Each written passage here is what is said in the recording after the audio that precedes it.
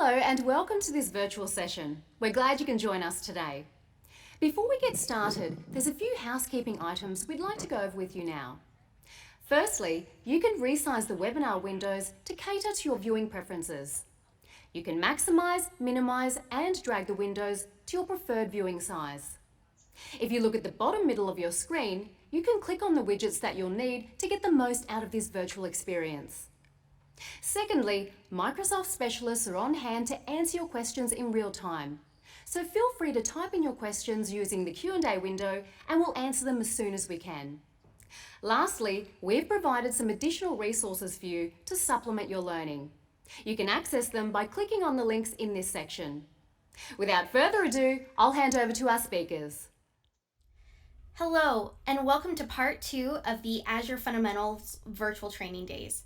My name is Chelsea Lee, and I will be your Azure Technical Trainer today as we look at modules 4, which covers security, 5, which is compliance and trust, and then finally we'll close out the day with module 6, which is pricing and some of the support options within Azure. In part 1, you had an opportunity to take a look at some of the core features of Azure's with Lorraine. You got a nice overview of the cloud computing, no matter which cloud provider you use. And then in module 2, you dove in a little bit deeper into some of those core service and the architectural components of Azure. And then finally, you closed out with looking at some of the solutions and services that Azure can help you achieve. We have a lot of information to cover today, all in hopes of preparing you for the AZ900 exam. So let's go ahead and jump right into module 4. As we jump into module 4, there's a couple things that I want to point out. In this module, we're going to be looking at some of the key features in Azure Security. However, in no way are we going to be covering all the security options within Azure. It's just absolutely impossible. We even have some advanced role-based courses such as AZ500 that spend an entire week on security. And in some of our other classes, we're spending an entire day on security. So the fact that we're only going to spend, maybe an hour on security a day, please know that this in no way is the full security offering within Azure. But we'll take a look at some of the key features and how you can use defense in depth to your advantage as you're looking at your Azure environment. So to start off, let's take a look at security tools and features. One of the best tools within Azure is the Azure Security Center. And this is really a great place to start when you start examining the security of all of your Azure-based solutions. And what the Security Center is, it's a monitoring service that provides threat protection across all of your services, and you can even connect this not only to Azure, but also to your on-premises data centers. Now, with this, it provides continuous monitoring. So again, this is through all your cloud workloads, and it's automatically applying new security services as it's coming online. And because it's continuously monitoring all your services, you're going to get these security assessments that allows you to identify potential vulnerabilities in your workload. And one of the best things is it provides just-in-time access control for these ports, which helps reduce your attack, any type of surface attacks, because it's ensuring that your network only allows traffic that you require. Now this comes in two different options. The first one is the free tier, and this is something that's automatically included in your Azure subscription. This is limited to only assessments and recommendations of your Azure resources. So if you are interested in connecting this to your on-premises data centers, you may want to look at the standard tier. Now this tier provides a full suite of security-related services, and this includes continuous monitoring, threat detection, just-in-time access control, and so much more. So as you are setting up security within your Azure environment, it's important to know what you need to protect your resources. Let's go ahead and jump into the portal really quick. You had an opportunity to explore the portal yesterday with Lorraine, but I would like to go to the Security Center. So you have a couple of options the way that you can get there. Again, you can either search it from the portal menu, all services, the search bar up here. But the nice thing is the Security Center will be on your toolbar on your main home page. So let's go ahead and go to the Security Center. And this Security Center overview is going to be for the subscriptions that I have selected. So just remember, you can see your directory up here and what subscriptions I currently have. So I am going to choose to look at our Contoso hotels. So let's go ahead and filter to that. And what it's going to do is it's going to provide me with an overall security score.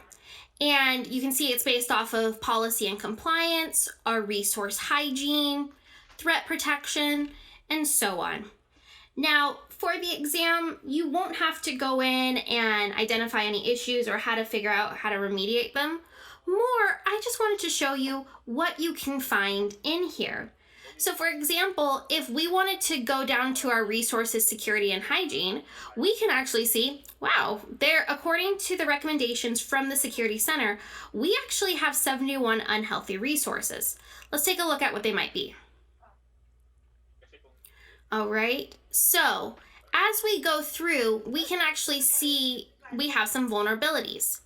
Now, for example, we want to do a vulnerability assessment done on our SQL servers. And you see this little button here that says Quick Fix. The great thing about the Quick Fix is it will automatically go through the remediation steps for you. So you don't have to do anything at all to follow through on that remediation. Now, once you see the remediation steps, you can see the logic, so the quick fix, the logic behind it, or if you wanted to take the steps yourself, you can do that here through manual remediation. Now, with any of the recommendations in the Security Center, whether they're policy or security hygiene recommendations, it is up to you whether or not how you would like to address them. As with anything with Azure, whether it's Monitor or the Security Center, all of this here is to give you support, and it's all based off of the best practices from Microsoft. But again, this is a really great tool, especially as a little bit later in this module, when we take a look at governance, your policy score here will let you know where you are with any of your other compliance offerings or where you are with your policies that have been implemented. We'll come back to that in a couple of minutes. All right, so for the Security Center, just know that this is really your hub for everything that's security related within your Azure environment. And if you do enroll in the standard tier, you can also connect that to your on-premises environment.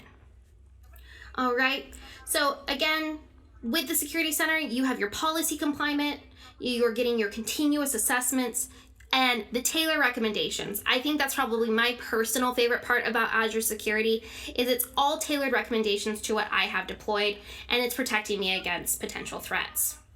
All right, next we have Azure Sentinel. And this is really great because think of this as a bird's eye view across your entire enterprise.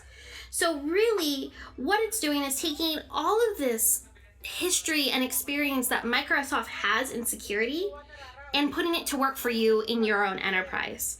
So it allows you to implement threat detection and your responses through artificial intelligence. So that way you're not having to maintain any type of infrastructure setup and maintenance with security. So it can be elastically, so remember it's automatic, so you can elastically scale to meet your security needs while still being mindful of costs and in some ways lowering costs.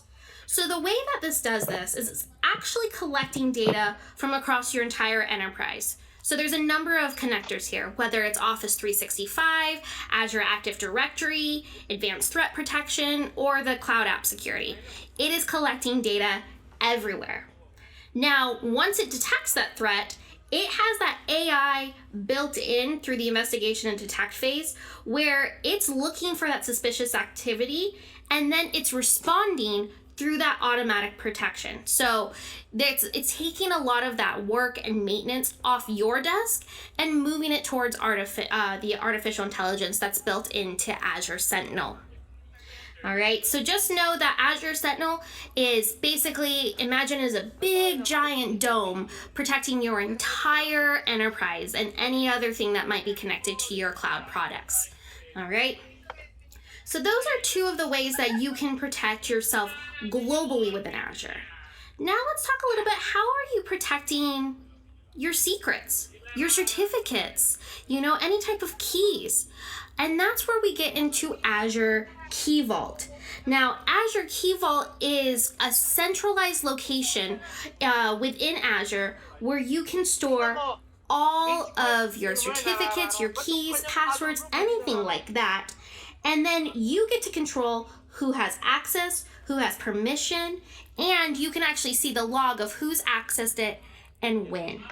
Now, when we think about when you might use this, one of the things is if you have any controlled access to tokens, password certificates, APIs, or any other secrets that your organization uses, instead of having to share what those are, you can actually build a secret key, then that can be used in templates.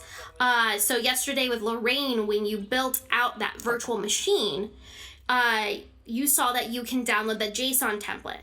If you were to download that JSON template directly from after she created it, you would actually be able to see the username and password right in that template.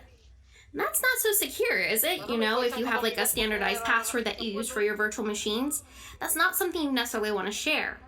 But instead, you can share, you can set up a secret key through Azure Key Vault that will then be loaded into that JSON template. That way, other people can take advantage of that template without knowing any of your passwords. All right. So, key thing for this is that you get to monitor the access and use of anyone who is downloading or accessing these company secrets. You can control who can see what. And it's really great because you can integrate Key Vault with other Azure services, whether it's a storage account, container registries, event hubs, and so many more. So what I would like to show you just real quick is how you create a Key Vault with a secret. All right, now that we're back in the portal, remember Key Vault is just like any of our other services. You can choose to access it from the portal menu, the search bar. I happen to have it in my recents, so I am going to go ahead and select Key Vaults and then add. Now, like any other service, we do need to select our subscription as well as a resource group. I'm going to create a new resource group because everything we do here today will be on the same life cycle. So I like to keep everything organized by life cycle. Now, as far as the Key Vault name, it does need to be globally unique because again, that's how the key is going to be pulled. So I'm going to name this AZ900 Key Vault Demo. All right. Again, you will use your own naming convention. So this is just one that I'm using for the purpose of the test. As far as my region goes, I'm going to select East US, and then pricing tier, I'm going to select standard. This is premium is if you wanted to use the HSM backed keys where you're not sharing that with anyone else. But again, for the purpose of this demo, we're going to just stick with the standard pricing tier. For the AZ900 level exam, you won't need to get into the access polling networking. I do always like to point out that you can add tags. Remember when we looked at the virtual machines yesterday, you have the option to add tags, which is just that name value pair, adding that metadata, really good for billing and reporting options. So let's go ahead and move into validation, and we're going to select review and create. Give me an overview of everything. We have that option for that JSON template if we'd like. I don't need it here, so let's click create. Now that deployment is automatically in progress. The Key Vault isn't very complicated, so we'll just give it a minute here to deploy. All right, and our deployment is complete. You see I got it up in here in my notification bar, but because we didn't leave the deployment page, I'm going to go ahead and select Go to Resource. Now we are in our Key Vault now. We have a couple of options when we are uploading any keys, secrets, or certificates, and you can see we have our options here underneath settings. Now I do want to point out one thing with certificates. One of the great benefits of it is that it makes it easier to enroll and renew certificates from public certificate authorities, and it allows you to scale up and replicate in different regions that actually use any type of standard certificate management tools. I'm not going to get into much more detail other than that, but just know if you do use those certificates, Key Vault is a great solution for you. Let's go ahead and select keys, secrets. And I am going to select generate or import. And this is where I am going to create a new key. So I'm going to call this AZ900 secret. All right. And the value, I have our super secret value here. And I can say super. So I have our super secret value. All right, having fun with this. Of course, you would have your naming convention and it wouldn't be as simple as this, but this is where you can select an activation date or an expiration date. I'm not going to do that here, but if I only wanted this secret to be available for maybe the next week, I can choose to set that expiration. All right, it's enabled. I'm going to click create. All right, the AZ secret has been created. Let's go in there. Now, when we see the current version, you can see I have my secret identifier here. And part of the reason why I needed that unique value is you see in the URL here, this allows me to share the secret with the applications that need it without actually giving away what the super secret value is. Now, because I am an admin in this account, I have access to this button that shows secret value. If I did not have the right permissions or the access within Azure, I would not be able to see this. But I'm going to go ahead and show the secret value. You can see Azure is the best. So that was the secret value I did for our demo. But now what it does is the Azure Key Vault has logged that I have revealed the secret value. So if maybe I was doing something less than good and I was collecting those values, this would actually log, and if I wanted to as an admin go in, I could see it. So that is the Key Vault. The key thing for the exam is make sure that you know that it is for secret management, key management, and certificate management. Moving right along to some of our other security options, the last one I talk about before we get into securing your network is going to be the Azure Dedicated Host. Now, what this is, it's a service that's actually providing a physical server, and it can be hosting one or more virtual machines, but it's only dedicated to a single Azure subscription. Remember yesterday when Lorraine went over with you with the cloud computing basics, that is where you were just looking at public cloud computing, is that you are renting that physical infrastructure from a cloud computing provider. And they are providing that physical infrastructure to multiple customers. Now, depending on the security or the needs within your environment or for your resources, you may want to look into an Azure dedicated host. Now, the dedicated hosts, what they are is they're the same physical servers that are in the Azure data centers, but it is just for your subscription. So you can provision this dedicated host within a region, an availability zone, or a fault domain, and then you get to choose to place VMs directly into those hosts, and then you get to set up any configuration that you like that best meets your needs. Now, this is really good for a couple of reasons. This provides isolation at the physical server level, so no other VMs are going to be placed on that host. So they're all deployed in the same data center, they share the same network and the underlying storage. So this gives you a lot of control on the physical host level. Same thing with maintenance, it gives you control over maintenance. So part of the benefit of using a cloud service provider like Azure is that you're not responsible for that ongoing maintenance. However, while the majority of maintenance has very little impact on your virtual machines, there are some sensitive workloads where even a second of pause can have an impact. So with these dedicated hosts, you get to opt into a maintenance window, which can potentially reduce the impact to your service. And then the last thing is, one of the benefits is that you can bring your own licenses using the Azure hybrid benefit. So again, using the hybrid benefit provides you with cost savings and allows you to take advantage of existing Windows and SQL licenses that you can bring to Azure. Just the one thing that I do want to make sure that you know, if you are wanting to use a virtual skill set, they are not currently supported on those dedicated hosts. But if you do want that control at the physical level, definitely take a look at Azure dedicated hosts. So we've had an opportunity to look at some of the security options within Azure.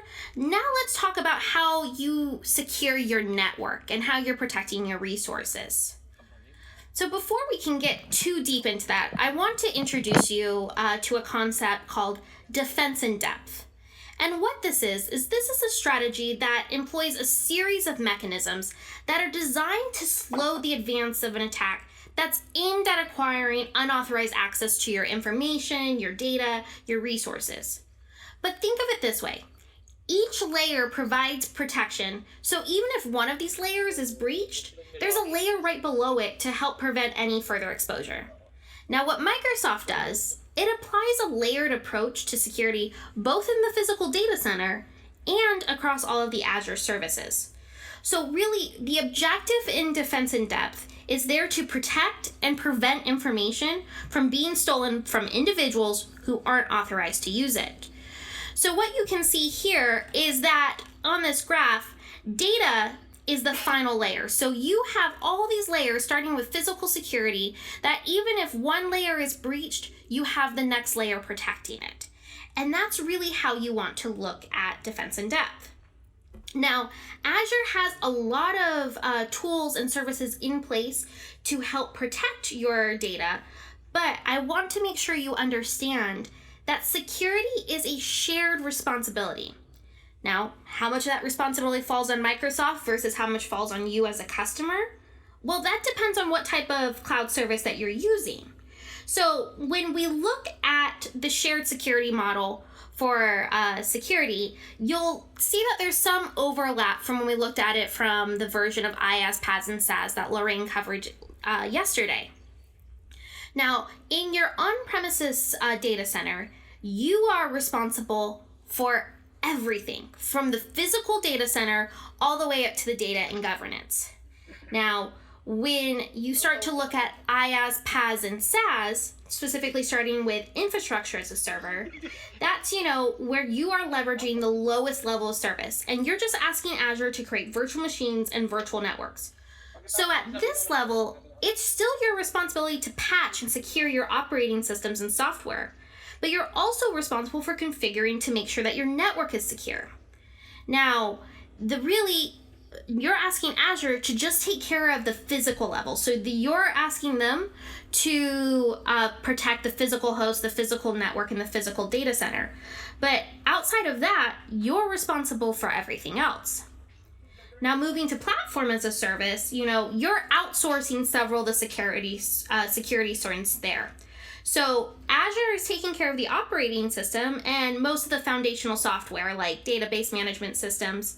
And with here, everything is updated with the latest security patches. And you can even integrate it with Azure Active Directory for access controls. And we'll talk a little bit about that later.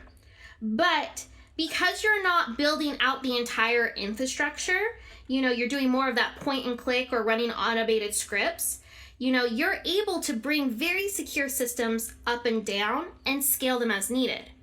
But you'll notice the application protection, it's actually a shared responsibility. So it's not a full pass off to Microsoft. Whereas with the operating system, yes, PaaS, you're no longer worried about the underlying operating system.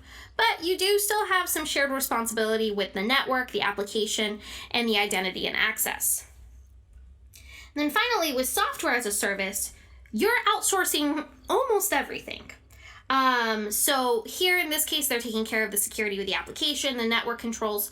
But again, you have that shared responsibility with identity and directory infrastructure. But I want you to look closely at this graph. No matter the cloud deployment type, you always own your data and your identities. And you're responsible for helping secure those data and identities. And I just want you to know, regardless of whatever type of deployment that you select, you are always going to be responsible for the data, the endpoints, accounts, and account management. So it is a shared responsibility when it comes to security, but those 4 points are always going to belong to you. Now, looking back at this defense in depth, I'm going to focus first on the perimeter layer. The network layer. So we're going to talk about the how to protect your network first.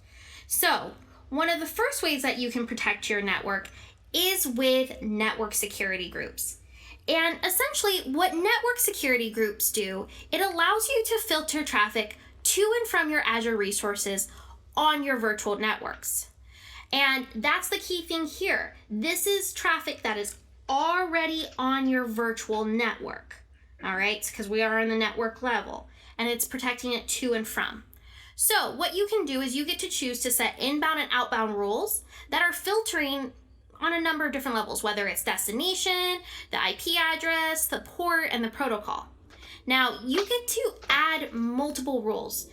There are a whole bunch already automatically configured in your Azure environment, but you get to add more as you need them.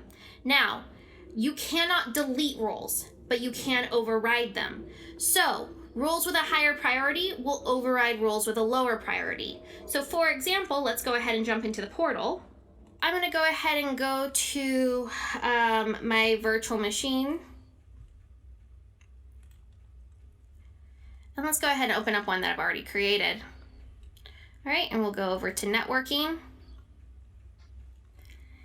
And what we can see here is I have my network security group. So now if I wanted to add, we can see I have my network security group. This was automatically created with my virtual machine. So when you went through the deployment yesterday with Lorraine, you saw that that network security group was automatically created. But what I can have here is I have all of my inbound security rules and my outbound security rules. Now this is where I can choose to add or remove. You can see my priority level here. These are ones that are automatically created. So when I created this virtual machine, you could see that I opened up the RDP traffic.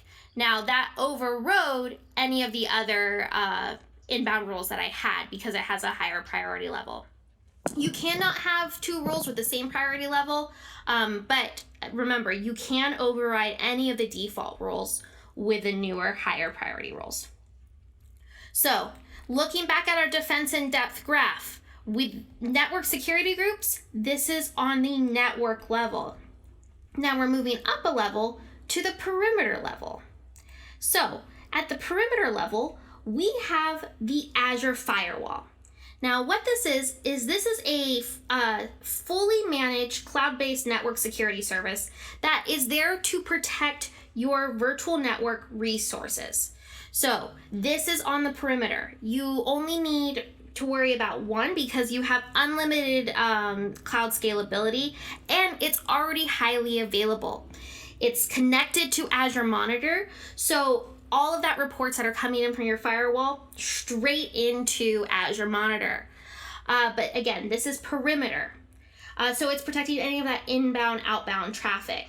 So whether it's for your HTTPS protocols or your non-HTTPS protocols, whether it's remote desktops, secure shell, file transfer protocol, all of this is providing outbound network level protection for all your ports, all your protocols, and all application level protection. So, firewall, it's your first line of defense, within perimeter. There is also the Azure Application Gateway, and what this is a load balancer that includes a web application firewall that's providing protection from common known vulnerabilities in websites. So really, this is there to protect your HTTP traffic. So firewall, perimeter layer. Another piece of perimeter layer protection that's offered is the distributed denial of service. So with the distributed denial of services, well, before we talk what this protection is, let's talk about what an attack is. So a DDoS attack, distributed denial of service attack, is when there is an overwhelming amount of traffic sent to your Azure network or your resources, and essentially it overwhelms your resources, making them slow, or it can even take them down completely. Now, where this is different from the Azure firewall is just verifying, yep, this is traffic, this is allowed traffic, this isn't. Where the DDoS protection is going, is this valid traffic? So what it's doing is it's going through and preventing any unwanted traffic from coming in, so that way it doesn't have a chance to take down any of your services. Now there are two tiers when it comes to the DDoS protection. You have your basic tier. Now this is automatically included with Azure. So you don't have to worry about setting up your DDoS protection. That is coming right to you. But there is also the standard service. Now the standard service is not automatically included. It is an additional cost. But what this does is it's providing an additional mitigation capabilities that are very specific to your virtual network resources. So there really isn't any type of application change that you need to make, but I need you to know that this isn't something that's getting applied to your entire subscription. It is very specific to your Azure resources. It can be a little bit pricey, and so my personal recommendation is you should really only use it on business critical applications, just to avoid that price. Most people find that the DDoS, the basic tier, is more than enough to meet their needs. So remember, as we go through this, defense in depth is really the overriding theme I want you to think about. We have our NSGs, our network security groups, with Azure Firewall protecting us on we have the network security groups protecting us on the network level, the Azure Firewall and DDoS protecting us on the perimeter layer. So just think of defense in depth as the overriding theme. Security is a multi-layer, multi-vector concern. Threats are coming from all over the place, and it may be places we don't expect. And they can come in strength that can surprise anyone. So just know, security is a deep and complex topic.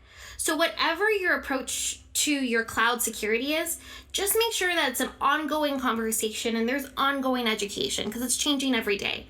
Like I said, we have some of our advanced role-based classes that go into full weeks or multiple days of security. And that wraps up Module 4. It was a pretty big module, and like I said, we just scratched the surface of when it comes to security within Azure. We took a look at defense in depth and how you can secure both your network and your perimeter layer, as well as securing your secrets through Key Vault. And then finally, we looked at the Security Center, which is a great resource, and it's free within Azure to make sure that you are always up to date with the latest and greatest security features, as well as to make recommendations just to take you a little bit further. With that being said, now that we've talked about some of the security aspects, let's get into Module 5, which will talk about some of the identity features and making sure that those who are supposed to have access can get into Azure, and those who can't or who aren't supposed to get into Azure don't have access. We'll also look at some governance tools within your Azure environment as well, and how you can implement policies just to make sure that everybody is working in Azure the way that your company has determined. And then finally, we'll close out that module with looking at some of our privacy and trust within Azure, just that way you know how we at Microsoft are handling and protecting your data. We have a lot to cover, so let's go ahead and dive right in. So with Module 5, like I said, we're going to talk about identity governance, privacy, and compliance.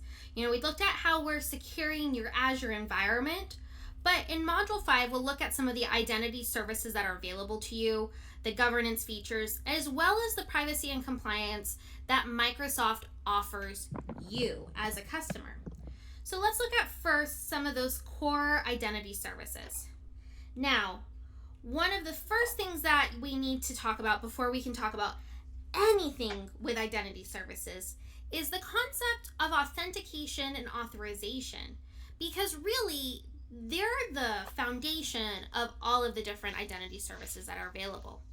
So first we have authentication, and what it does, it identifies the person is who they say they are. So they're going to request some type of credentials, and this could be a username, password, but really this is creating their identity. Then we have authorization. Now, once someone has been authenticated and you verified who they are who they say they are, now you're going to determine what level of access they have. And so just because they're able to come in or log into the service, they may not have access to everything. Now, the way that I look at this is I think of airport travel. So with authentication, when I go to the airport to catch a plane, I have to present my boarding pass and my license at the security desk.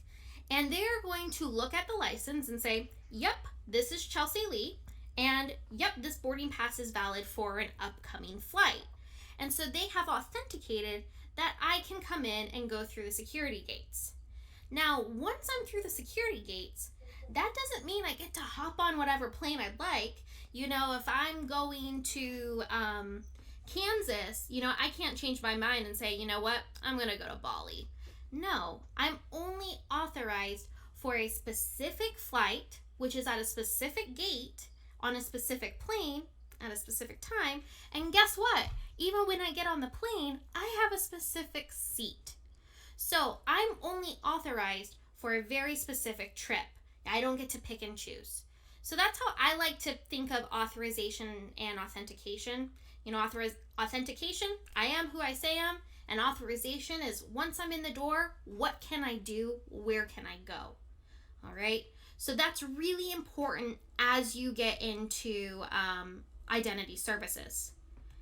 Then with identity services, you may have heard of multi-factor authentication. Now, multi-factor authentication is just another layer of security that is available for basically protecting your Azure environment or any type of Azure or any type of environment.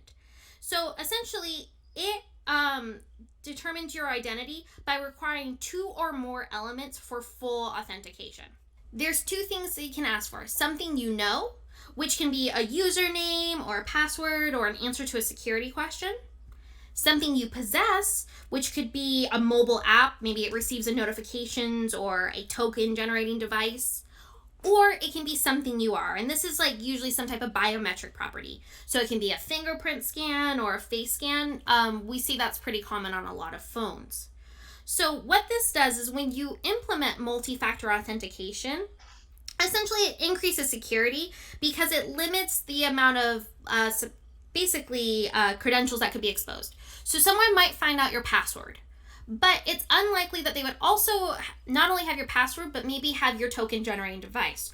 Or they have your password and they have your face. So again, by using both of these, you're just adding that next level of protection. Now, currently, Azure only supports something that you know and something that you possess. At this time, there is no biometric properties of something that you are. So an example of multi-factor authentication can be when I log into my Azure portal as a Microsoft employee, it asks not only for my username and password, but then it's going to send a notification to my phone. And then since I have my mobile phone set up, I have to log into my phone and validate, yep, this is me attempting to log in. Now, this isn't part of the multi-factor authentication, but to log into my phone, it has to scan my face. So again, this multi-factor authentication just adds another level of security. You can use it as part of some of the other Azure service offerings, or it can be purchased as a standalone. So contact your Microsoft account rep to discuss more, but just know that this provides another layer of security. So now that we have the foundations of identity services, let's talk about Active Directory, or specifically Azure Active Directory. And you might be pausing going, wait, hang on, did this replace my other Active Directory? And it did not. Azure Active Directory can be used in addition to your regular Active Directory. Now, Azure Active Directory is the cloud-based identity and access management service. And it can be used for both your external resources, whether it's Office 365, the Azure portal, or a number of other software as a service applications. But you can also use it as an internal resource, whether you're controlling access on your corporate network or your intranet, or maybe you have in-house apps that you have developed for your organization. So there's a number of different services that Azure Active Directory can supply. So the first one is going to be authentication. Remember, that's proving who you are, who you say you are. And so again, some of the benefits of using this through Azure Active Directory, you can have self-service password reset, multi-factor authentication. You can even set up a custom banned password list, so that way you don't have anyone setting their password to password or password 123, but it's adding that next level protection. It also can be used for single sign-on, which is so incredibly nice, but it's also can be a curse, because with single sign-on, I can tend to forget my password, because with a single click, because I log into my computer with my face, sometimes I may forget some of my passwords. But with single sign-on, it makes it so you only have to remember one username and one password, and you have access to multiple applications. And this is really good for your administrators, because if a user changes roles or leaves the organization, you can access modification that's tied to that single identity, so that way you're not having to run around and disable a whole bunch of different accounts. From an application management standpoint, you get to choose. You can use Azure Active Directory to manage not only your cloud apps, but your on-premises apps. And you can do this through the My Apps portal, or you might see this as the Access panel. But again, it's there to help manage all of your apps, whether you're storing them in the cloud or on premises. With business to business and business to customers, essentially you get to manage your guest users or your customers, basically how they access your corporate data if they're a vendor, or as a customer, you get to control how they sign in, sign up, or how basically they manage their profile with your app services. And then finally, with device management, that manages how your cloud or your on-premises devices access your corporate data. Now, when we talk about access, we have this concept or this tool called conditional access used with Azure Active Directory. And essentially what this does, it allows your organization to have different identity signals to determine what apps, what data users can access depending on the type of user they are, their group membership, where they're located, what device, the application, if there's any type of risk. So essentially, conditional access uses Azure Active Directory to make decisions based on these organizational policies. So think about them at a very simple level. They're if-then statements. If I am logging in from the corporate network on a corporate computer, then I can access the data. Now, if I am logging in on a corporate device, but I am on a different network, then require multi-factor authentication. If they pass, then allow access to the data. Or if a user is not allowed in, they're not authorized to log in from a certain device or a certain location, then you can block that access. So essentially, let's say, for example, you have a payroll manager. They want to access the payroll application. Well, they're required to perform multi-factor authentication to access it. So this allows your administrators to empower your employees to be productive wherever they want, while still protecting the organization's assets. So this allows you to apply the right access controls when needed to keep your organization secure and really to stay out of your user's way when it's not needed. So conditional access is just another great tool within Azure Active Directory. So let's now talk about, we've looked at some of the identity services. Let's look at some of the governance methodologies that are built into Azure. Now that we've had a chance to look at some of our other identity services, such as Azure Active Directory, let's explore a little bit of role-based access control, or you might hear it also as RBAC. So role-based access control provides fine-grained access management for your Azure resources, which gives you as an administrator control to grant the rights that your users need to do their jobs. Now, role-based access control is included in all Azure subscriptions, so there is no additional price for that.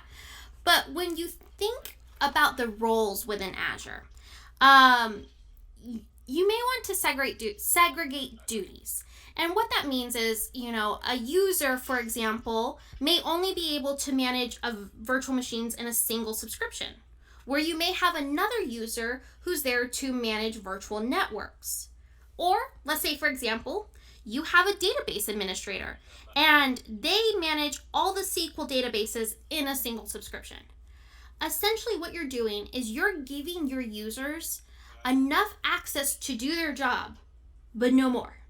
And that's really key when it comes to role-based access controls, is that you only want to grant the amount of access that a user needs to perform their jobs. So instead of trying to give everyone unrestricted permissions and saying run wild, you want to be able to protect your resources in your subscription. So you only want to allow certain actions at a certain scope level.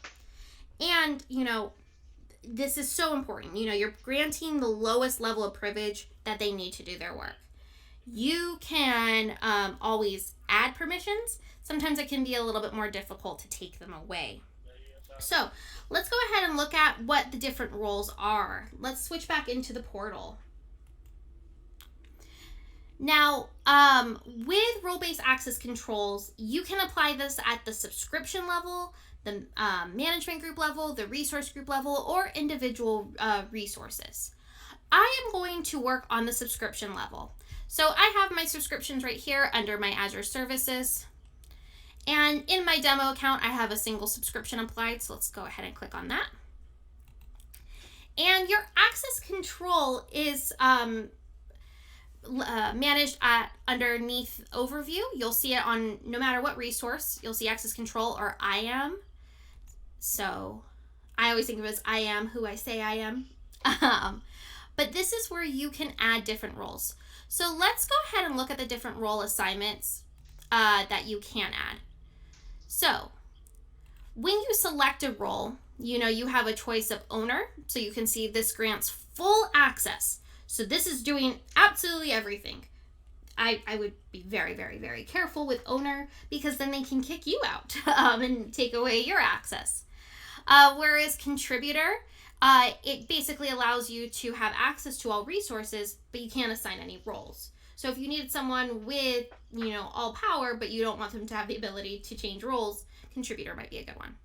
Whereas with reader, you can't make any changes, but you can view and you can see there are a number of different roles already built in. Now, if you don't see a role that works for you, you can actually even create your own roles, all right? And then you can assign, at what access level do you want them to have. Now, say for example, I wanted to add a contributor. Now this is my demo account, so I am going to add my work email address, and you can see that this user will be sent an email that enables them to collaborate on the default directory. And so I'm going to go ahead and select my email. I'm going to select save.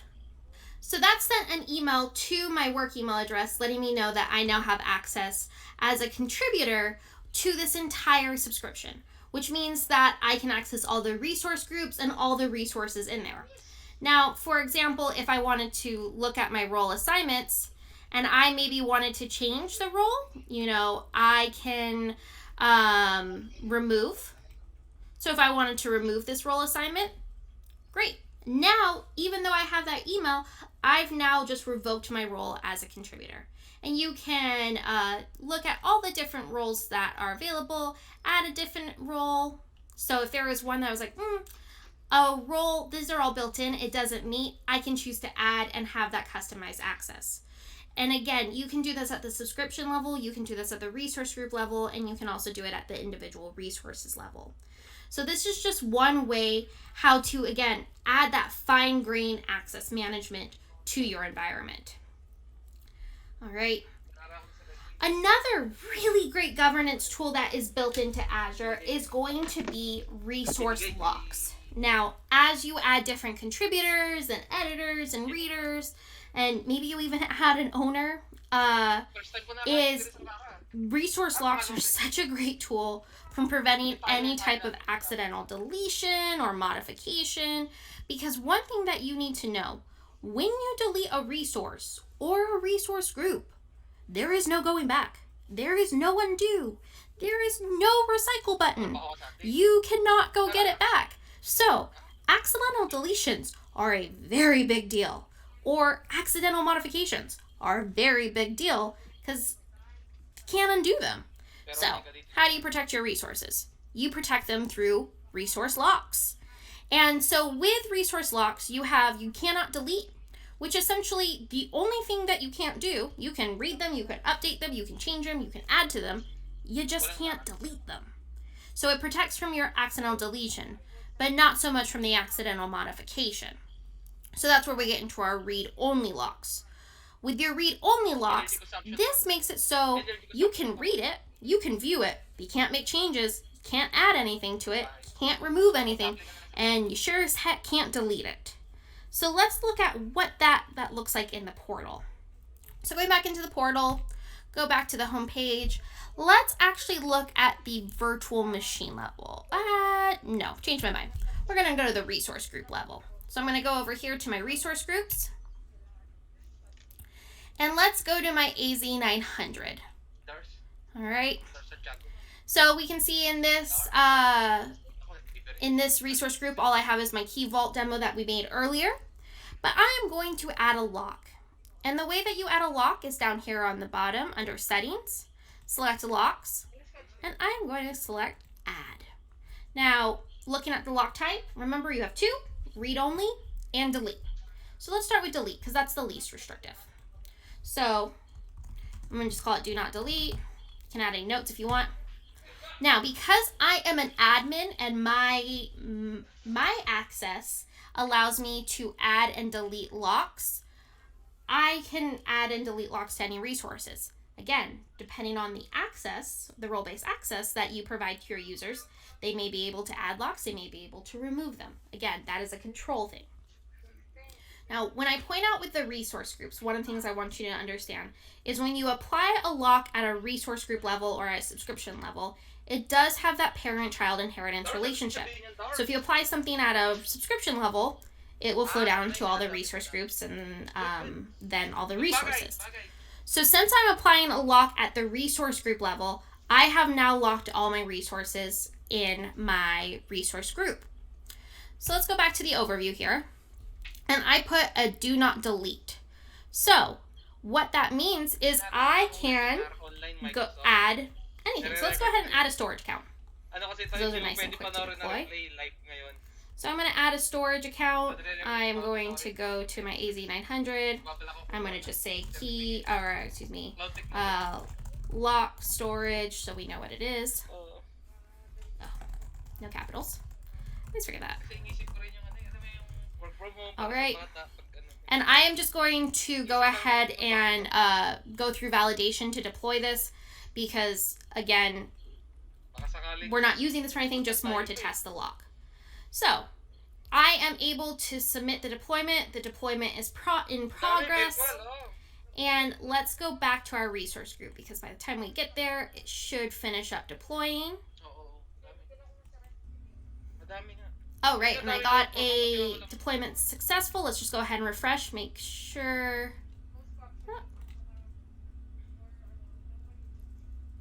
Go to resource. We have it. All right, perfect. So that was there. It let me create it in that resource group. There we go. So we can see that I was able to create a resource in the resource group. And that's because it's only a delete lock. Let's try deleting it. Now, you see, it is giving me this big, massive warning. Remember what I told you. When you delete it, it's gone. You're not getting it back. So it wants to make sure that I understand this. And I actually have to type out the name of the resource group to say, I understand. So I'm going to select delete. Oh, won't let me. It's because it has a lock. All right. So you can see I can make changes. But let's go edit this lock real fast. Let's change it to read only. All right. Let's go try to add a storage account again. I'm gonna go ahead and add a storage account. Have my subscription. Let's select my resource group. Oh, it's stopping me. This resource group is read only. So I can't even get to validation process before it stops me. And that's because I have that read only lock. Let's just do one final test. Go to my resource groups. We'll select AZ900. Delete resource group. There's that warning. I cannot emphasize it enough. It will go bye-bye forever. So let's do AZ900. Delete. Oh, it won't let me. Now again, I can go and remove those locks because of my access. But again, you can control your users to control whether or not they can make any changes on the locks. All right. So going back to our slide deck, just remember adding locks to your resources are such an important thing if you want to prevent any type of accidental deletion or modification, and it's a great governance tool. Next, let's go ahead and take a look at tags. We've had the option to look at this a couple times. You know, you looked at it yesterday with Lorraine. With tags, again, this is a great tool when it comes to reporting or billing. And essentially what you're doing is you're adding metadata for your Azure resources. Now, tags do not have that parent-child inheritance relationship. So if you tag a resource group, all of the items below it will not have those tags. So instead of having to go through and manually add tags, that's where taking advantage of templates is really great because you can have all of those tags automatically built in. Now, where this is really helpful, let's say, for example, switch back to the portal. Let's go take a look. Let me remove that lock real fast. That way if I need to make any changes. All right, so let's go and look at this storage account, for example. Now we don't have anything in the storage account at the moment, but underneath overview, I can select tags. And this is where I can add that name value pair. So if I wanted to do cost center, and maybe it's 5642 is the cost center, we can have the manager. And let's say the manager's name is Blake. So that way, when I add these tags, if I then get my bill and I go, whoa, this bill is crazy expensive. What happened? And I want to go in and I see, 5642, that cost center spent a little bit more than they should have. What is that? Why is that? And then I drill down even deeper and I see that Blake, the manager, is the one who has spent more. Well, maybe we have a conversation about budget. Maybe we put additional policies in place. Maybe we change access. So again, this is really good for organizing your billing, your reporting. Essentially, it's organizing all of your resources based off these tags, and that name value pair allows you to filter on those. In general, you can have up to 50 tags per resource, but if you're adding a lot of tags, highly recommend that you take advantage of those templates, those JSON files. All right, so mentioned it a couple times, but we have Azure policy. So what Azure policy does, this is a really common question that comes up, is how can I prevent my users from maybe selecting a really expensive virtual machine? Or how can I prevent my users from using a SKU that doesn't meet our company standards, or perhaps our company policies, or I don't want to deploy outside of these regions. Well, Azure policy is what's going to be your best support for that, because essentially you get to set what your organizational standards are, and these policies will automatically enforce those across your subscription. Now, like with everything else, you have a choice whether or not you want to apply it at the subscription level, management group level, resource level, or a resource group level. So it is up to you. There are a number of pre-built policies, basically the definition of the policy. So whether you wanted to have like an allowed storage account SKU, maybe it's only specific resources. And again, you can make it only specific people can deploy, allowed virtual machine SKUs. Again, there's a lot of sample or built-in policies that you can choose from. So let's actually go to our resource group. I'm just going to back out to our AZ900 resource group. And I don't have any policies associated with it, but let's actually create a whole policy that applies to the entire subscription. So I actually have it up here in my recently accessed services, but you can find it in the search bar or the portal doc. So let's go ahead and select policy. And this is where you can see your overall policy scores. Now, in my current Azure environment, I don't have anything really crazy in here. You can see I have one existing policy. I'm actually not compliant with it. And I want to point out one thing with your compliance score. When you deploy a new policy, it will not go back and stop anything that's out of compliance. So if I, for example, actually, let's go ahead and build it out. So let's create an assignment, and I'll show you what I'm talking about. So I am going to assign a new policy to my entire subscription. So I am selecting my scope here. I can choose to do it at a resource group level if I'd like, but nope, I'm going to apply it to my entire resource group.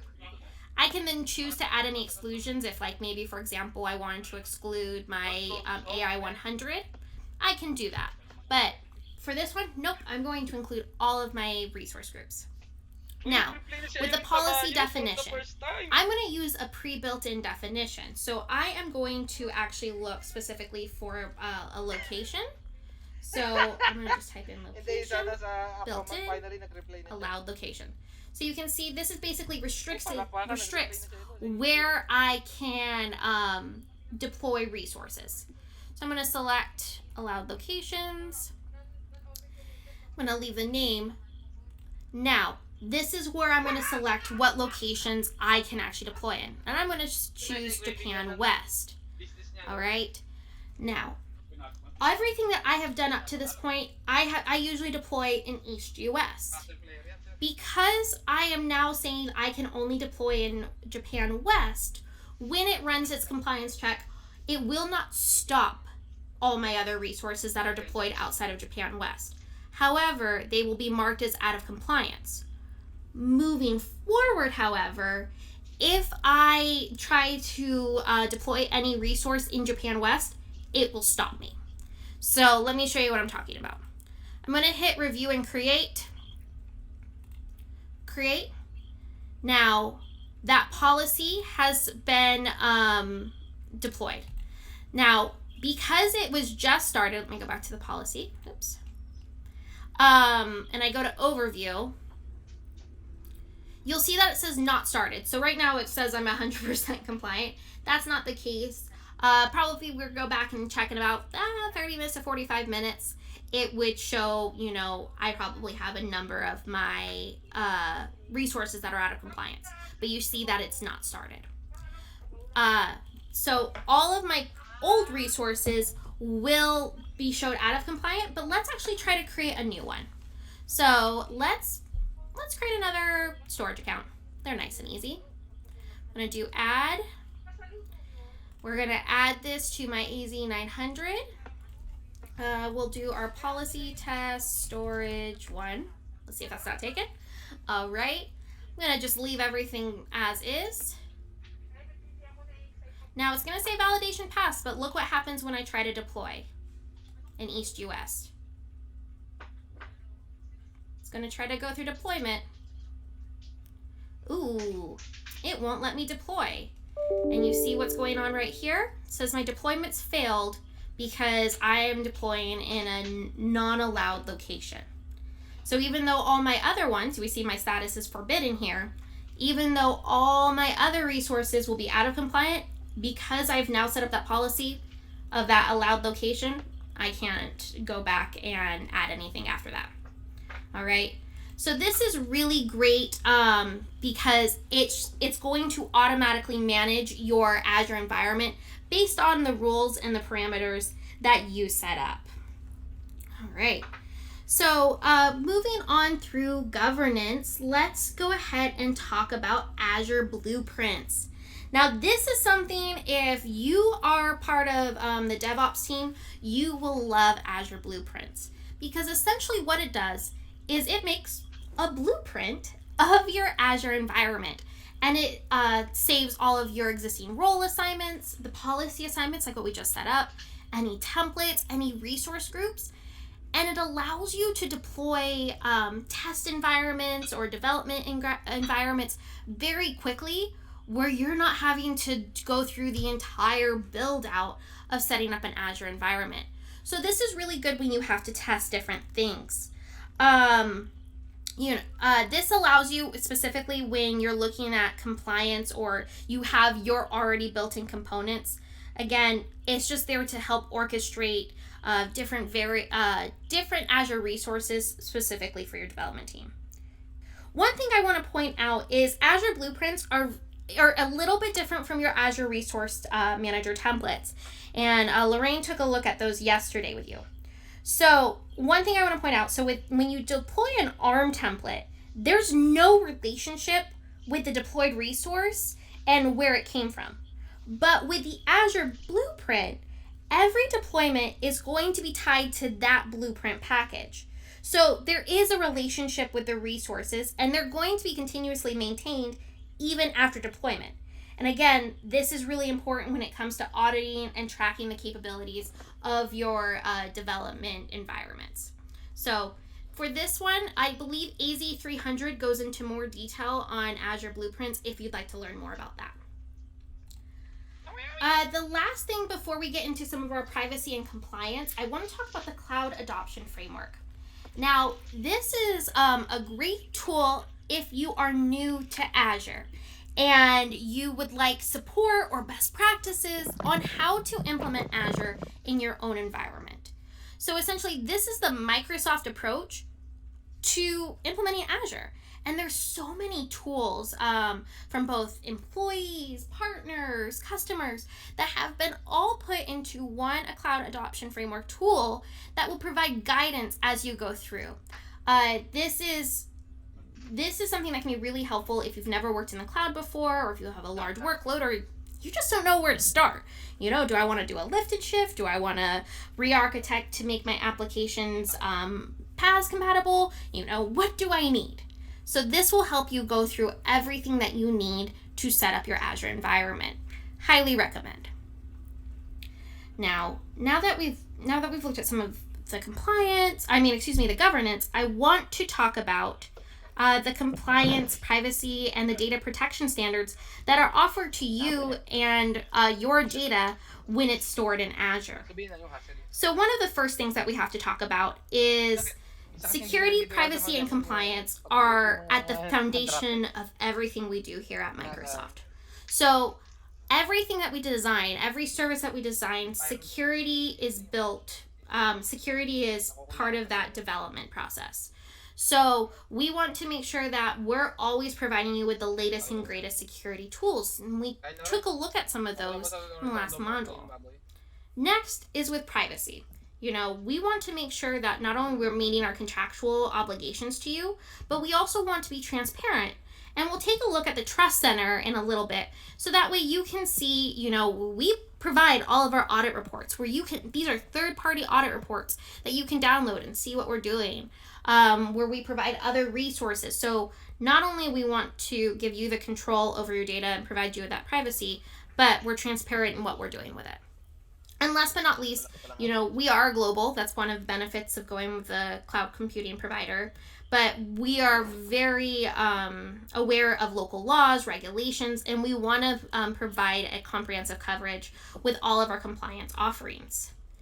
Now, with our compliance offerings, we have quite a few. So when we look at our documentation, Azure actually provides the most comprehensive set of any compliance offerings from any cloud provider. And I mean, this is including our certificates, our attestations, all of that. So no matter what cloud provider you're going with, there's a couple of questions that you need to ask. One, how compliant is the cloud provider when it comes to handling sensitive data? You should know that. Next, what are the services that are offered by that cloud provider when it comes to compliance?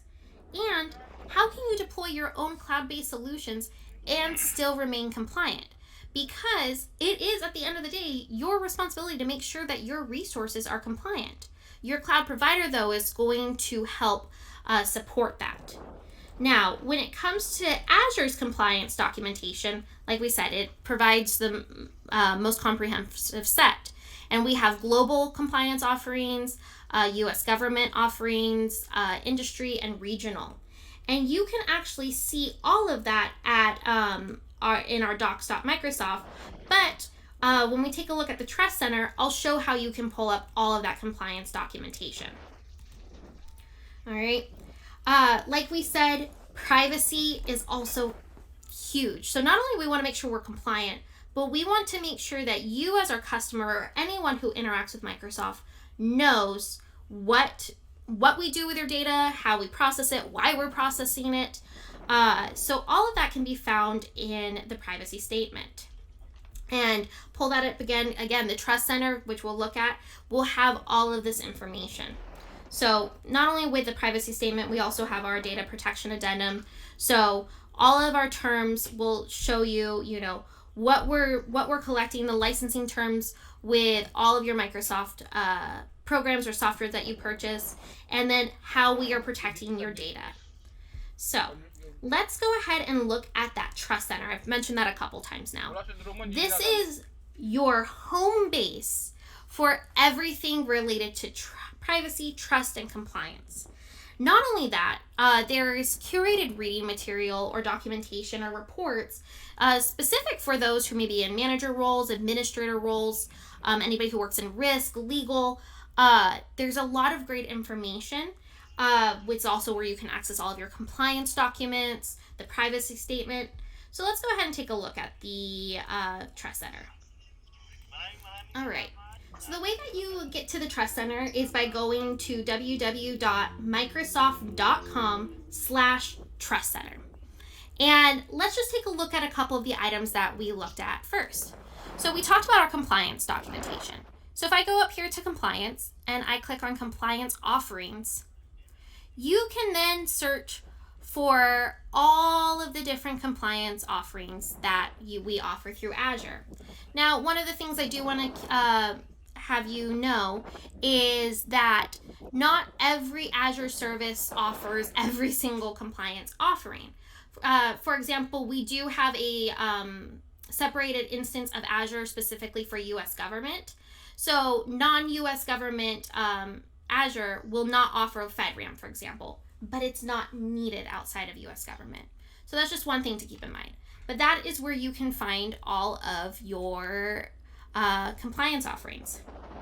Going back to the Trust Center, we also have our privacy statement. So this is where you can go and actually check out the full privacy overview. And you can read the privacy statement, any of the data that we collect, as well as additional resources. So if you want a little extra bedtime reading and understanding where your data comes from, the Trust Center has all of that here for you.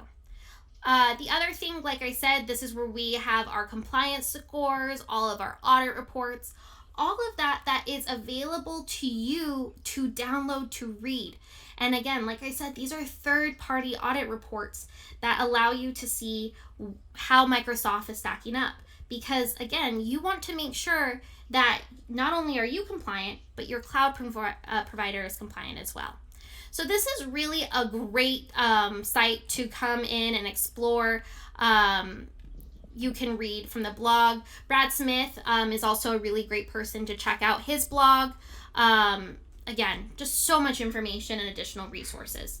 So definitely the Trust Center is somewhere that you want to check out, specifically if your role requires you to protect your data information, but I think it's good for everyone to be aware. Last two things that I want to discuss before we wrap up this module. We have two separate instances of Azure. The first one being, like I mentioned, is our US government services. Now, this is a completely separate physical instance of Azure.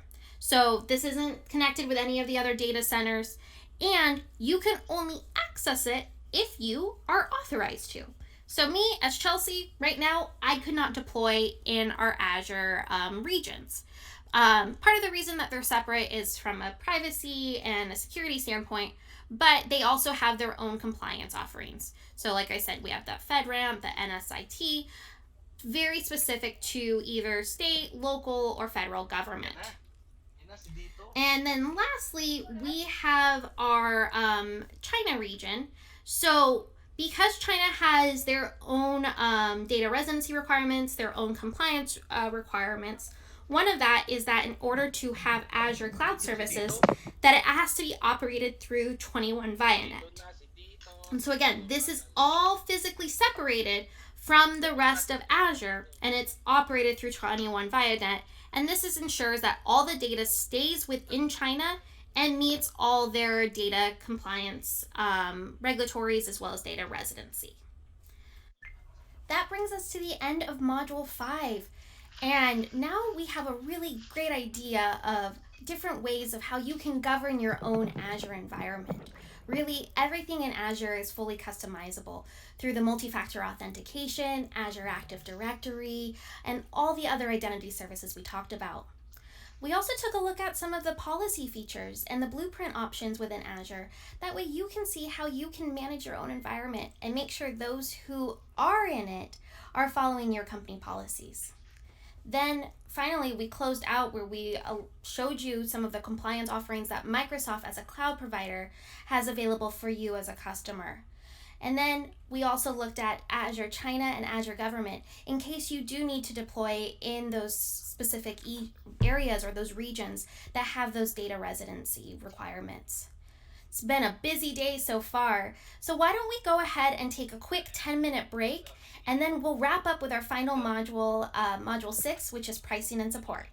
I'll see you back here after the break.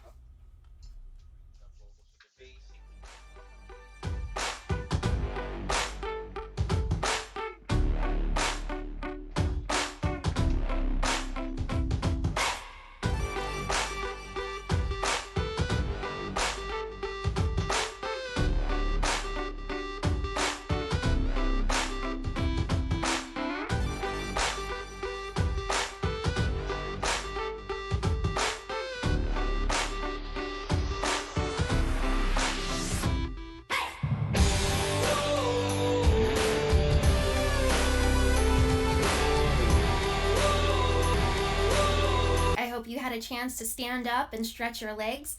You know, with these virtual trainings, you need to make sure that you're not just sitting down the entire time. But let's go ahead and wrap up our final module of the day, which is Module 6, Azure Pricing and Support. And even though this may not be something that you are required to do in your job and figure out the pricing plans for your Azure environment, it is important that we touch on it because it is on the AZ900 exam. So what do you say? Let's dive right in. For our final module of the day, we're going to look at Azure Pricing and Support. And you might be asking yourself, like, hang on, Chelsea, I already have Azure, or my organization takes care of that. I don't need to figure out the pricing for Azure. And that may be true for your day-to-day job. However, if you are interested in taking the AZ900 exam, you will need to understand how you can manage costs, the different factors that impact costs, as well as leveraging different service level agreements in products and service and life cycles within Azure. So this may not apply to your regular job, but for the AZ 900 exam, you will need to know these. Let's take a look at first how you can plan and manage your costs. There are 6 factors that impact the cost of your service. So the first 3 that I want to talk about are going to be resource type, services, and location. So those are going to be the main things that drive your cost. So the first one is going to be the resource type. Now, different resources have different costs associated with them. I mean, just think about all the different resources that you created yesterday with Lorraine. You created a storage account, you created virtual networks, you created a virtual machine. Today, we created a storage account, we created a key vault. Like, there's different prices for different resources. So depending on what resource type that you select, it will have a different cost. They also have a usage meter that tracks how much, down to the second of when that resource was used. So number 1, resource type. Next is service. And that service really is, what kind of customer are you? Now there's 3 different customer types. The first one is web direct. Imagine that you just went to Azure.com and you said, sign me up and give me an account. Well, that makes you a web direct customer. Usually with web direct customers, there is no type of discount associated with that. So you're paying full retail pricing. And with that, it's the consumption-based billing where you will get a bill at the end of the month for the resources that you consumed. Next, we have our enterprise customers. Now with enterprise customers, these are usually larger organizations who have negotiated a contract with Azure where they have said, we will spend at least this much on Azure on an annual basis. And because of that amount, there's usually a discount associated with that. And instead of being billed on a monthly basis, they're usually billed on an annual basis. So the difference between web direct and enterprise is usually the larger organization. They're billed annually instead of monthly, whereas web direct, you're just signing up as an individual or maybe a small business, and you're paying that retail pricing and it's billed on a monthly basis. Then we have our cloud solution providers. Now this is going to be a third-party partner who will work with you directly to set up your Azure account. With this, the billing, you're not only paying for the Azure services, but you're also paying for the cloud solution provider's time as well in their work. So the billing actually isn't through Azure, it's all through the cloud solution provider. Normally, that one does have a slightly higher charge because, again, your cloud solution provider, they have their business and the work that they're charging you for on top of the Azure services. So that is going to impact your costs, the type of customer you are. Finally, is going to be location. Location is going to impact your costs because yesterday with Lorraine, you took a look at all the different regions all over the globe. I mean, we have over 60 regions in 140 countries. Every country has different costs. Switzerland, for example, does have a higher cost to operate a data center there. So as a result, it does cost more to run your resources in Switzerland or Australia. But for example, East US is actually a lower cost region. So where you deploy your resources is going to impact the cost. Our recommendation is if you can deploy your resources in a lower cost region, definitely do that because that will save you money in the long run. Now, so when we talk about resource type, services, and locations, those have a definite direct impact on your spend or on your cost. But we also need to take a look at bandwidth. So depending on how your data transfers are going. So there is actually something that we call billing by zones, and different regions and geographies are organized into zones. So essentially, whether or not you have outbound or inbound data transfers outside of your zones, there can be additional charges. So for example, if I was transferring from West US to Australia, so if I have resources deployed in region, those outbound charges from the US to Australia, that's going to incur charges. So again, if possible, unless you have to avoid deploying your resources outside of billing zones to cut back on costs. Some of the ways that you can save money, first is with your reserved instances. So with Azure reservations, we'll take a look at this when we go to the pricing calculator, but essentially you can commit to whether you want to basically prepay for a 1-year or a 3-year plan for your products. And essentially this can actually have a massive savings. I've seen it up to like 70-something%, but essentially instead of doing the pay as you go, you say, you know what, I'm going to need this virtual machine for at least the next 3 years. And I don't want you to think that you are locked in forever with that virtual machine. Like say something changes. Say something that like, ooh, I ended up not needing it. You can downgrade. There is a very minimal fee. It's not anything crazy. It's not like you're trying to get out of like a crazy hard contract. But there just is a minimal fee and you can either choose to remove yourself from that reservation. We've discussed that a couple times. You looked at it yesterday with Lorraine when you created your virtual machine. And then today we looked at it with the dedicated host where you could leverage that benefit.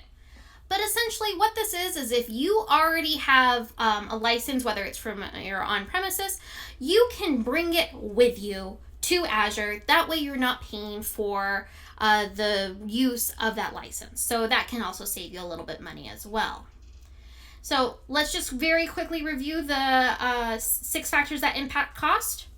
The resource type. Remember, whatever resource you select, whether it's a virtual machine or a SQL database or a storage account, they cost different. Services. Services impact not only how you're billed, so whether it's you're billed directly from Azure on an annual basis, monthly basis, or a third party, but it also impacts your rates depending on your customer type. Your location impacts cost because remember, not all regions cost the same to operate. So when you can, select a lower cost region. When it comes to bandwidth, you're going to pay for those outbound transfers. So if you are crossing billing zones, there will be a charge. So if you have the ability to try to keep all of your regions in the same billing zone. But there's other ways to save money, whether you're choosing it through reserved instances or you're taking advantage of the hybrid benefit. Let's go ahead and put that all together in the pricing calculator. You know, I hear it. I hear you going through your computer screen saying like, Chelsea, how do I know what all of this is going to cost? I just want to know a number. Well, the pricing calculator can provide you with that number.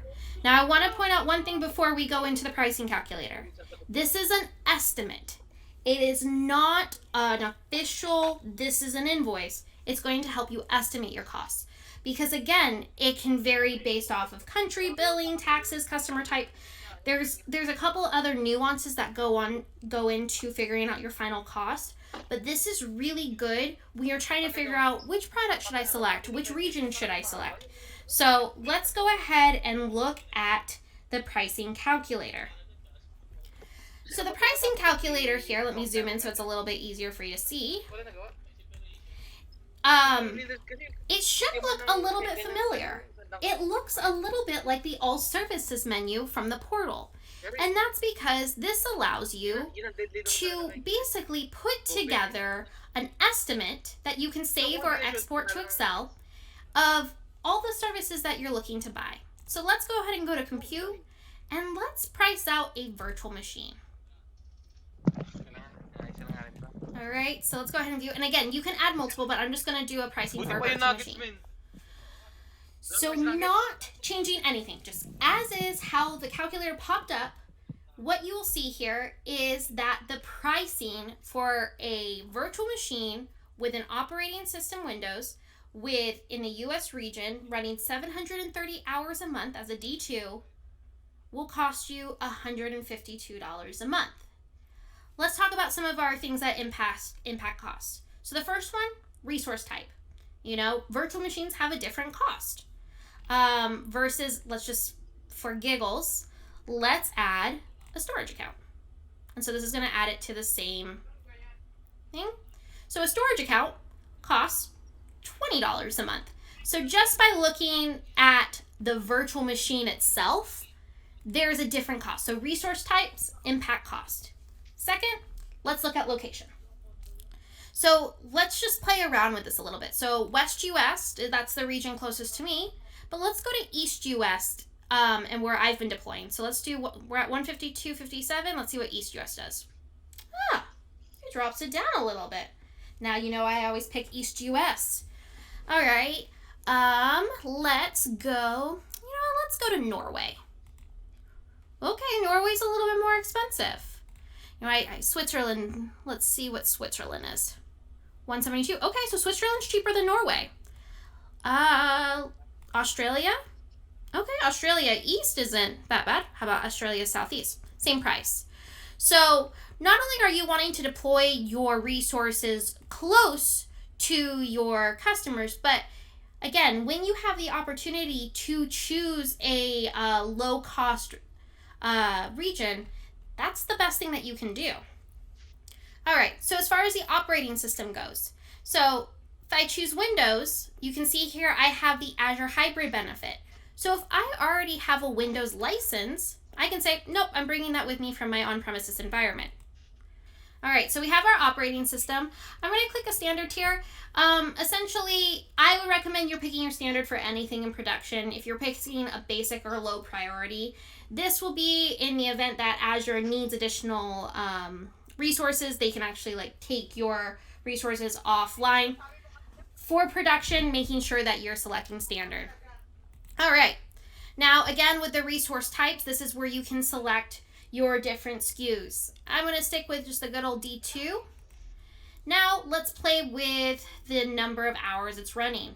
So if I wanted to run it, half the time of the month, you can see that lowers the price. 730 is the full month. If I wanted one virtual machine versus 4 virtual machines. Let's just stick with 1. Now you can see where we have our reservation instances here. So if I reserve it for 1 year, drops it down. I get a 40% discount. If I do it for 3 years, drops it down even more. All right. So again, there are ways for you to save money. Now, when you want, you can actually export this and you can share this as an Excel document. You can share it with others on your team. So I'm going to just hit and save. Oh, I'm not logged in. But if I was logged in with an Azure account that has pricing, I can actually save this estimate to my account. Now you'll see here that these are not your actual quotes. It just depends, because by day there could be a change in the service, your currency, and the key thing here, type of agreement. So type of agreement, what does that mean? Customer type. Are you web direct? Are you enterprise? Are you working with a cloud solutions provider?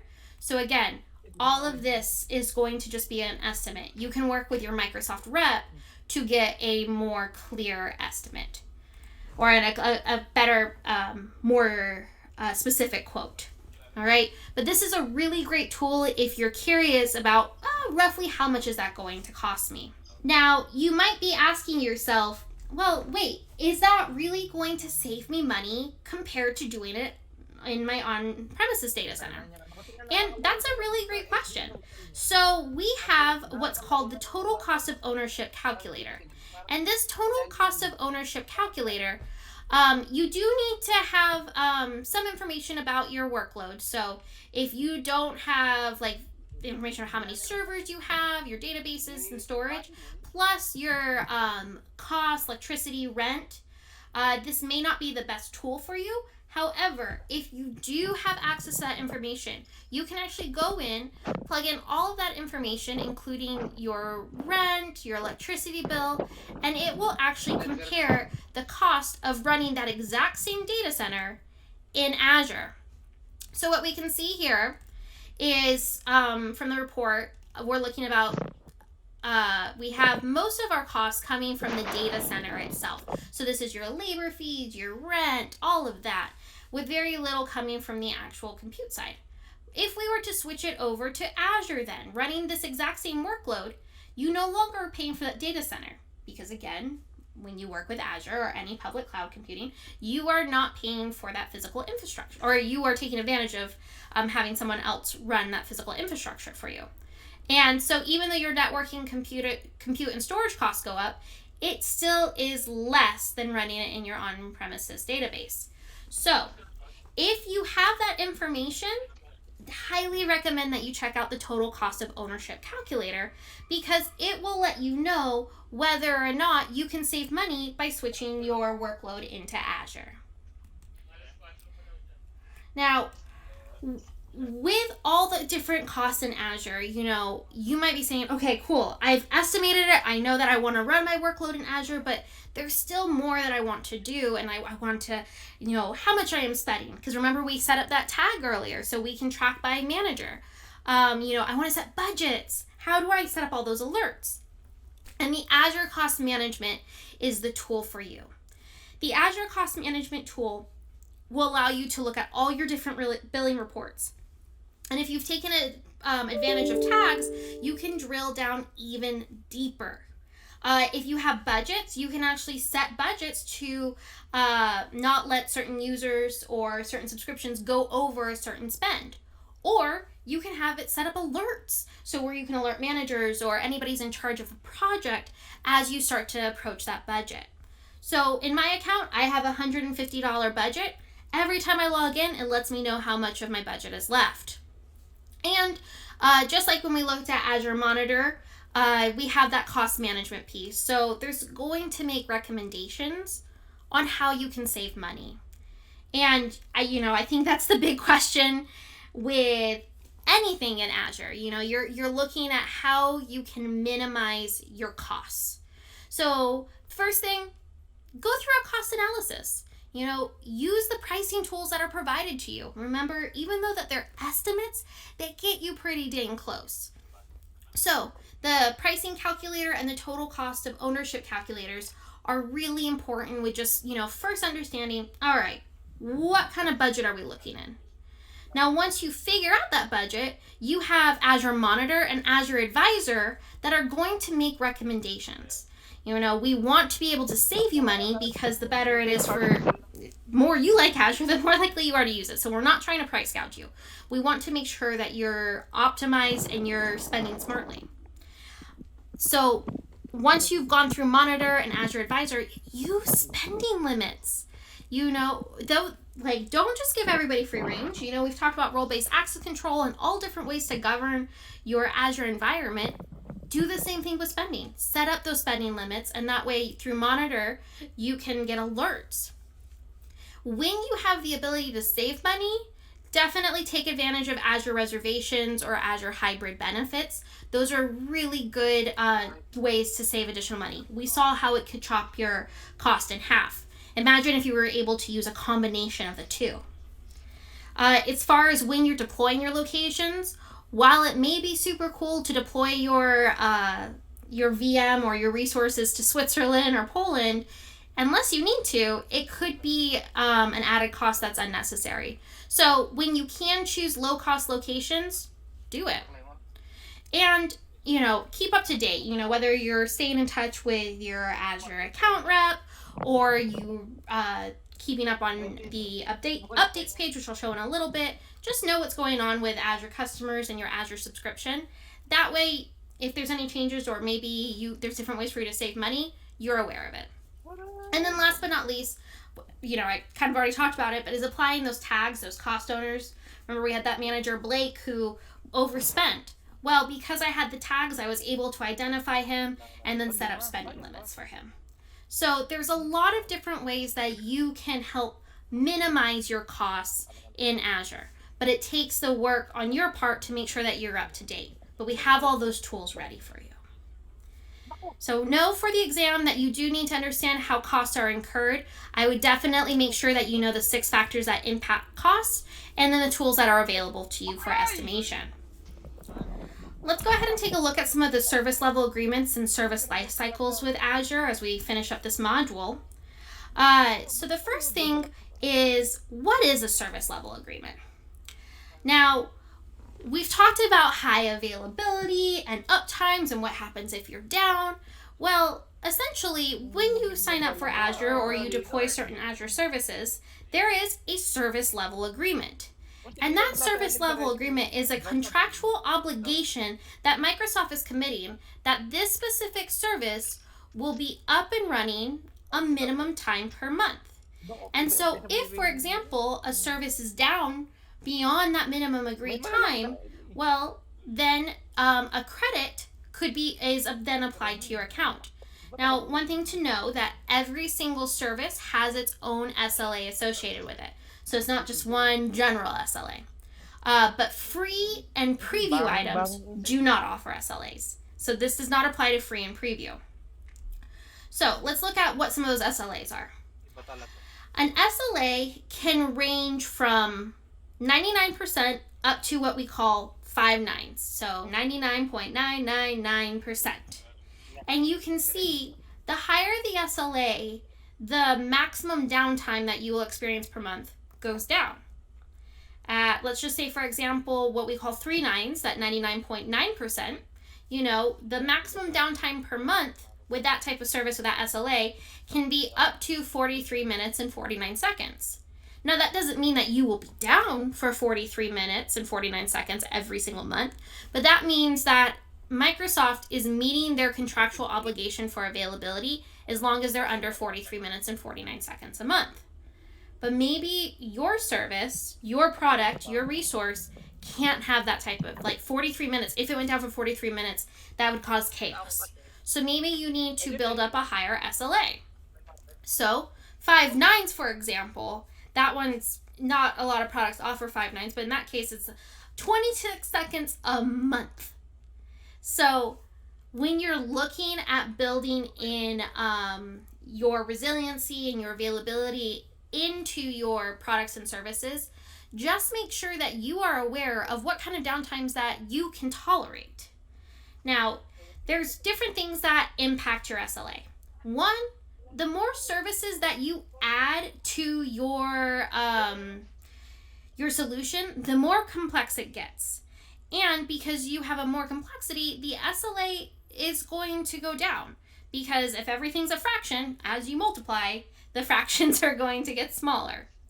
And if you choose a free service or a preview feature, those won't have SLAs associated with them.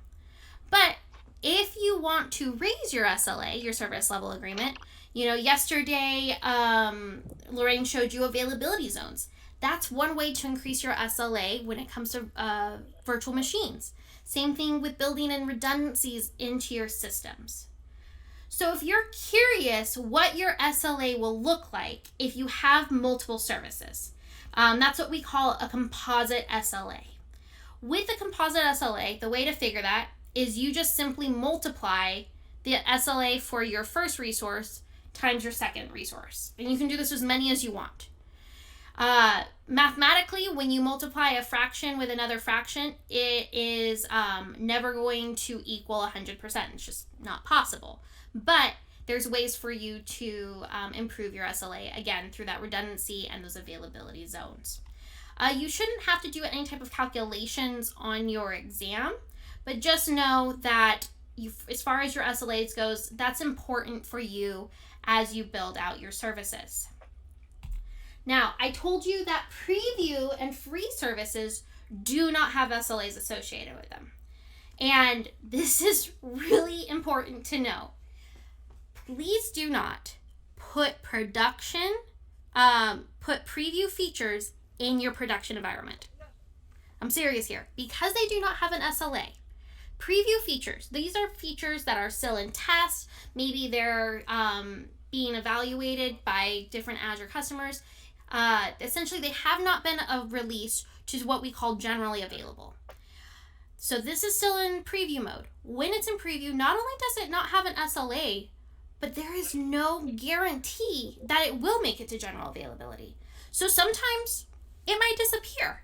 And if you put preview in production and it disappears, oh my goodness, things can break, things go terrible, it's chaos, everybody's freaking out. Just don't do it, please. So we don't put preview things in production. But with the preview program, this is a really cool opportunity for you to see features that are to come. Sometimes Microsoft is taking that feedback directly that you submit and making those changes and releasing new features. So things go into preview, gives a chance to get feedback, fix any bugs, and then once it's been through full testing, it moves to generally available. And after that's completed, then, then if it has an SLA associated with it, it will get one, and then you can put it in production. If you're curious, like where you are on the status of the preview features, this is where you can actually check. There is an Azure updates page, and let me actually pull that up for you.